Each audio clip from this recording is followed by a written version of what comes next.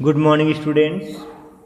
आज हिंदी में पार्ट 11 मेरी रूस यात्रा के बारे में पढ़ेंगे। तो आप लोग भी कंसंट्रेट होकर के पेज नंबर 85 ओपन कर लीजिए। और आप लोगों के लिए वर्क क्या है कि आप लोग इस वीडियो को देखने के बाद पूरे जो चैप्टर है उसको जो है क्लियर जो है एक एक अक्षर को शुद्ध उच्चारण करते हुए, एक एक शब्द का शुद्ध उच्चारण करते हुए आप लोग जो है इस पाठ को पढ़ेंगे। मैं मीटिंग में पूछूंगा, कोई भी डिफ़िकल्ट शब्द को पूछ सकता हूँ, आपका उच्चारण जो है सही होना चाहिए। ओके बच्चों, तो चलिए चैप्टर को स्टार्ट करते हैं। पाठ के बारे में देख लेते हैं पढ़ने से पहले। प्रस्तुत पाठ में लेखक ने रूस की शिक्षा दीक्षा के अतिरिक्त वहाँ के लोगों की अपने देश के प्रति सजगता एवं कर्तव्यों के प्रति जागरूकता पर प्रकाश डाला है कि वहाँ के लोग कैसे अपने देश के प्रति सजग हैं, अपने कर्तव्य के प्रति किस प्रकार से जागरूक है। लेखक ने बताया है कि कैसे रूस के लोग शिक्षा, कृषि और यांत्रिकी प्रणाली को अपनाकर आगे बढ़े। आप लोग को पता है ना बच्चों, रूस कितना जो है आगे है हर क्षेत्र में, तो कैसे बढ़ें इस चीज़ को जो है इसमें लेखक जो है बताया है। तो चलिए आप लोग भी समझ जाओ कि किस प्रकार से वहाँ की शिक्षा दीक्षा और कृषि है। रूस घूमने आया, रूस घूम आया, यहाँ पर कहा है लेखक ने रूस घूम आया, इतने में तुम्हारी चिट्ठी मिली। रूस गया था, वहाँ की शिक्षा पद्धति देखकर बड़ा आश्चर्य हुआ। 8 ही वर्षों में शिक्षा के कारण वहाँ के लोगों के मन का चेहरा बदल गया है। तो यहाँ पे क्या है बच्चों, क्या लिखा है? मन का चेहरा बदल गया है। तो एक चेहरा तो आप लोगों का फेस है, ठीक है, लेकिन यहाँ पर लिखा है मन का चेहरा बदल गया है। तो ये मन का चेहरा भी होता है क्या? हाँ, जरूर होता है। मन का चेहरा मीन्स मन की जो सोचने का तरीका होता है वो बदल गया है। ठीक है बच्चों, तो 8 ही वर्षों में शिक्षा के कारण कहाँ के लोगों की? तो रूस के लोगों की मन की जो चेहरा बदल गया, सोचने का तरीका बदल गया। जो मूक थे उन्हें भाषा मिल गई है। मूक मीन्स क्या होता है? गूंगा। जो गूंगा थे उन्हें भाषा मिल गई है। जो मूढ़ थे, मूढ़ मीन्स अज्ञानी, मूर्ख, जो मूर्ख थे उनके मन से पर्दा हट गया है। पर्दा हट गया मीन्स अज्ञानता का पर्दा हट गया है। जो दुर्बल थे उनमें आत्मशक्ति जागृत हो गई। दुर्बल थे उसमें क्या हो गई? आत्मशक्ति जागृत हो गई। जो अपमान के नीचे दबे हुए थे आज वे समाज की अंधेरी कोठरी से निकलकर सबके साथ समान आसन के अधिकारी हो गए। समान आसन मीन्स सबके साथ बैठने के अधिकारी हो गए। कोई वहाँ पर ऊंच नीच नहीं, बल्कि सब जो है अपने शिक्षा के दम पर और अपने एबिलिटी, योग्यता के आधार पर सब एक जैसे हो गए। अर्थात सबकी जो सोचने की शक्ति है वो ऊपर कहीं ना कहीं उन्हें ऊपर उठा दिए। अपने कर्मों से जो है सब अच्छे लेवल के हो गए हैं। यहाँ पर किससे ये जितने हैं पॉइंट किससे रिलेटेड हैं? शिक्षा से। शिक्षा का तात्पर्य ही ऐसा है जो हमें नीचे से ऊपर उठा दे, हमारी सोच को बदल दे, हमारे अंदर आत्मशक्ति जागृत कर दे और हमारी दुर्बलता को बाहर निकाल दे। इतने अधिक आदमियों में इतनी तेजी से ऐसा परिवर्तन हो जाएगा, इस बात की कल्पना करना कठिन है। जमाने से सूखी पड़ी हुई नदी में शिक्षा की बाढ़ आई है। देखकर मन पुलकित हो गया। क्या हो गया? देखकर मन पुलकित हो गया। पुलकित मीन्स क्या होता है बच्चों? पुलकित मीन्स होता है प्रसन्न हो गया, मन बहुत ही प्रसन्न हो गया। ऐसी जो सिचुएशन है, ऐसी शिक्षा को देख करके, लोगों को देख करके मन जो है प्रसन्न हो गया। देश भर में सर्वत्र जागृति की लहर है। सर्वत्र मीन्स क्या होता है? ये सर्वत्र मीन्स क्या? ये संस्कृत शब्द है बच्चों। सर्वत्र मीन्स होता है सब जगह। देश भर में सभी जगह जागृति की लहर है। जागृति मीन्स क्या होता है? जागृत की लहर है। सब लोग जो है जाग उठे हैं, अर्थात अपने कर्तव्य के प्रति सजग हो गए हैं। ये लोग 3 चीज़ों को लेकर व्यस्त हैं। कितने चीज़ों को लेकर? मैं प्रश्न करूंगा, आप लोग जो है आंसर दीजिएगा मीटिंग में। फिर ये मत बोलिएगा बच्चों मैं वीडियो नहीं देखा हूँ। आप लोग अच्छे समझिए, 3 चीज़ों को लेकर व्यस्त हैं रूस के लोग। कौन कौन सा है? क्वेश्चन है। तो कौन कौन सा है? शिक्षा, कृषि और यंत्र। शिक्षा, कृषि और यंत्र, इन 3 रास्तों से संपूर्ण जातियों को हृदय, अन्न और कर्म शक्ति की संपूर्णता देने के लिए ये तपस्या कर रहे हैं। किसके लिए? तो बोले तीन किसके बारे में व्यस्त है? तीन चीज। कौन कौन सा? शिक्षा, कृषि और यंत्र। और इन तीनों से क्या होगा?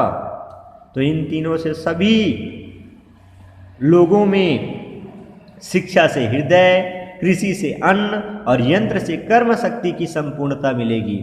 और इसीलिए इन लोग इस तपस्या में रत हैं, क्योंकि शिक्षा यदि अच्छा प्राप्त करेंगे तो उससे जो है हृदय में ज्ञान उत्पन्न होगा, हृदय में जो है विवेक उत्पन्न होगा, और वे जो है अपने आप को ज्ञानशील मानेंगे। और जब ज्ञानवान होंगे तो उनके लिए किसी भी चीज़ की कमी नहीं होगी और वो कहीं पर भी अपने जीवन को सुखी बना सकते हैं। कृषि से क्या होगा बच्चों? तो अन्न उत्पादन करने की शक्ति, सामर्थ्य होगी। और कृषि से जब अन्न उत्पादन होगी तो वो देश कभी गरीब नहीं हो सकता।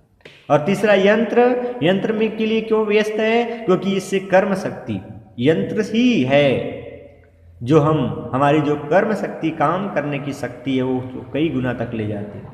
तो यंत्र के द्वारा उन लोग जो है, आधुनिक यंत्र के द्वारा उन लोग सफलता की सबसे जो है अग्रसर श्रेणी में पहुंचे हुए हैं, क्योंकि इन कामों में क्या है, सक्सेस, सफलता प्राप्त कर रहे हैं। इसके लिए अपने जीवन को बहुत ही क्या है, उन्होंने गंभीरता से लिया है। तो इस प्रकार से हमारे देश की तरह यहाँ के लोग भी कृषिजीवी, जैसे हमारे देश भारत में है वैसे कि यहाँ के लोग भी कृषिजीवी मीन्स कृषक हैं। परंतु हमारे यहाँ की कृषि एक ओर से मूढ़ है।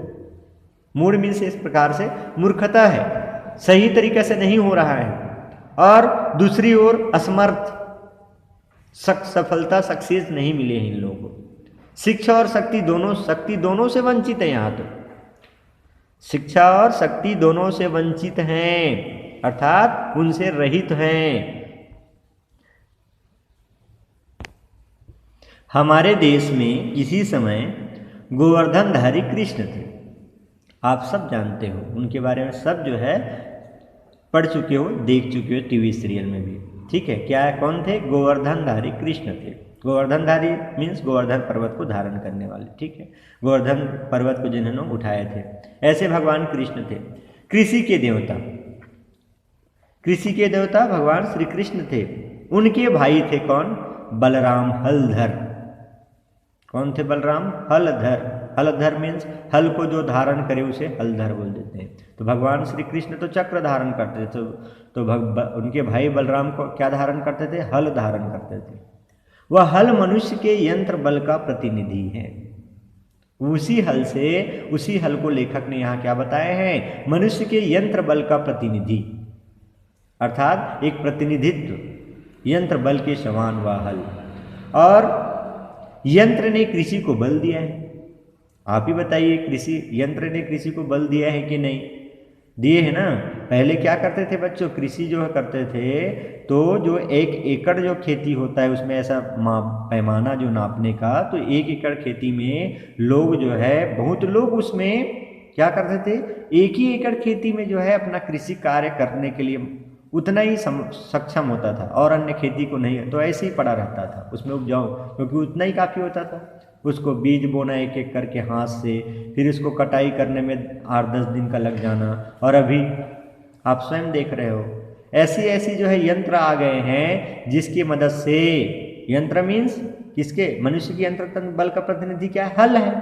तो आज ऐसे कृषि, जो आधुनिक कृषि, वैज्ञानिक कृषि ने और विज्ञान के चमत्कार ने आज क्या है, 4 चांद लगा दिया है कि जिस खेती को करने के लिए हफ्ते 1 महीने का टाइम होता था, अर्थात उसके बुआई और सब मेहनत में, आज उसको हम आधे 1 घंटे में जो है पूरा जो है धान कट करके घर में आ जाता है, जिसको 8-10 दिन लगता था उसको। तो हुआ ना, ये आगे बढ़ा ना। इसीलिए यहाँ पर जो है लेखक तुलना किया गया है, किसको?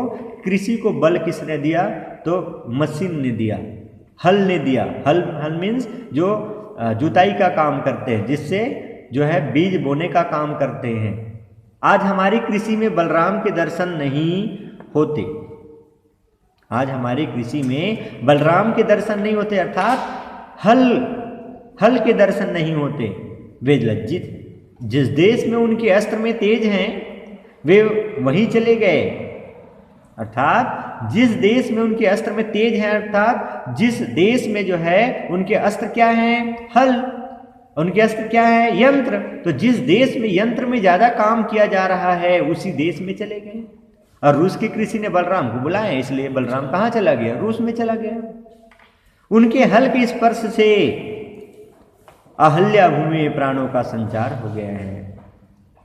उनके हल के स्पर्श मात्र से जिन्होंने यंत्र पर ध्यान दिया, उस बलराम को बुला लिया और उसके स्पर्श से ही पूरे जो बंजर भूमि थे, जो भूमि में उपजाऊ नहीं होते थे, उस भूमि में भी प्राणों का संचार हो गया, अर्थात उपजाऊ बन गया। सन 1916 में रूस में जो क्रांति हुई थी, उसके पहले इस देश में किसने, है ना, उसके पहले इस देश के किसानों ने आधुनिक यंत्र को देखा भी नहीं था। किससे पहले? 1916 में रूस में जो क्रांति हुई थी उससे पहले वहां के लोगों ने, किसानों ने आधुनिक यंत्र को देखा भी नहीं था। वे तब भारतीय किसानों की तरह एकदम कमजोर और दुर्बल थे, भूखे थे, निसहाय थे, मूक थे, गूंगा, उसके बारे में कुछ नहीं जान रहे। आज देखते देखते इनके खेतों में हजारों की संख्या में यंत्र काम कर रहे हैं। पहले ये लोग गरीब बेचारे थे, आज ये बलराम है, बलराम जो बल बुद्धि से परिपूर्ण। इन सबके पीछे यहाँ की शिक्षा पद्धति है। कौन है बच्चों? यहाँ की शिक्षा पद्धति। यहाँ शिक्षा पद्धति सजीव है, सजीव। सजीव मीन्स जीवित, जागृत, प्रैक्टिकली। और हमारे यहाँ का थ्योरिटिकल। कुछ भी बताओ शिक्षा तो बोले यहाँ ऐसे ऐसे करना है, उसको रट लिए, फिर एग्जाम में उसको डाल, एग्जाम में लिख करके पास हो गए। ऐसा नहीं। यहाँ की शिक्षा पद्धति रोज की जीवंत है, सजीव है। शिक्षा को जीवन के साथ जोड़कर रखा जाता है। शिक्षा वही जो जीवन को कैसे जीना है और जीवन में उपयोगी हो। तो आप लोग बताइए, जीवन में उपयोगी शिक्षा हो तभी तो हम उसको शिक्षा बोलेंगे ना। जो हमारे जीवन को एक शिक्षित कर सके, हमारे जीवन को एक आर्ट ऑफ लिविंग का जो तरीका सिखा सके, उसी को तो शिक्षा बोलेंगे। शिक्षा को जीवन से अलग कर देने पर वह भंडार की चीज बनी रहती है, अर्थात भंडार मीन्स संग्रह की चीज बनी रहती है। संग्रह कोई काम नहीं आता। आप शिक्षा को संग्रह कर करके रखोगे और उसको यूटिलाइज नहीं है तो कोई मतलब कहेगा नहीं। किसी भी चीज को उपयोग में ही उसकी जो है उपयोगिता बनी रहती है, उपयोग में ही वह जो है शुद्ध होता है। और किसी चीज में वो गड़ा गड़ा तो कुछ भी चीज होता है वो खराब हो जाता है ऐसे। इसीलिए शिक्षा का जीवन में यदि चुपचाप उनको याद करके केवल एग्जाम में लिखने बस का रहता तो क्या है, लिख बस रहे तो बेकार है। हमारे जीवन में उपयोगशील होना चाहिए, प्रैक्टिकली होना चाहिए। खाकर पेट भरने की चीज नहीं, खाकर पेट भरने की चीज नहीं बनती, खाकर पेट भरने की चीज नहीं बनती। इसी प्रकार से जो है शिक्षा क्या होना चाहिए, प्रैक्टिकली होना चाहिए। हमें पहले जो है उसको उपयोग में लाना चाहिए, उपयोग करके उनसे सीखना चाहिए। जो चीज़ सीख रहे हैं उसको हमारे जीवन में प्रैक्टिकली उपयोग में आना चाहिए। यहाँ आकर देखा कि इन लोगों ने शिक्षा में प्राण भर दिए। कौन लोगों ने? रूस के लोगों ने। इन्होंने घर गृहस्थी की सीमा से स्कूल की सीमा को अलग नहीं रखा है। घर गृहस्थी की सीमा से स्कूल की सीमा को लोग अलग नहीं रखा है। ये जो कुछ सीखते सिखाते हैं वह पास करने या पंडित बनाने के लिए नहीं, बल्कि मनुष्य बनाने के लिए ही सिखाते हैं, जो आपके जीवन में जितना उपयोग, काम में जितना काम आने वाले हैं। हमारे देश में विद्यालय है, लेकिन पुस्तकों की पंक्तियों का एक बोझ लाद दिया जाता है कि फिर हम में मन को ठीक रास्ते पर चलाने की शक्ति ही नहीं रहती। मैंने कितनी बार अपने यहाँ के छात्रों से बात करने की कोशिश की है, पर देखा उनके मन में किसी तरह का कोई जिज्ञासु भाव ही नहीं है। जिज्ञासु भाव मतलब बच्चों कुछ जानने की इच्छा ही नहीं, उन्होंने जानना सीखा ही नहीं। वे सीखी सिखाई हुई विद्या को दोहराकर परीक्षा में और अच्छे अंक इकट्ठा करने में लग जाते हैं। बस यही है शिक्षा पद्धति। ऐसी शिक्षा पद्धति कोई मतलब का नहीं जो अपने जीवन जीने की शैली को चेंज ना कर सके, जो अपने जीवन में हम जितने जो है हम उपयोग नहीं कर सकते हैं, वो शिक्षा बेकार होती है।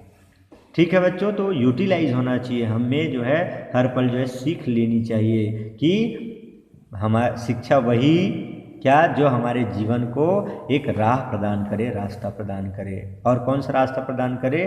सही रास्ता प्रदान करे, जीवन जीने की शैली जो है हमें सिखाए, वही तो शिक्षा है। ठीक है, तो इस प्रकार से बच्चों नेक्स्ट पैराग्राफ को नेक्स्ट वीडियो में मैं आप लोगों को बताऊंगा और आप लोग भी इसको पढ़ करके रहिएगा। मीटिंग में जो कुछ भी डाउट होगा उसको क्लियर करेंगे। ओके बच्चों।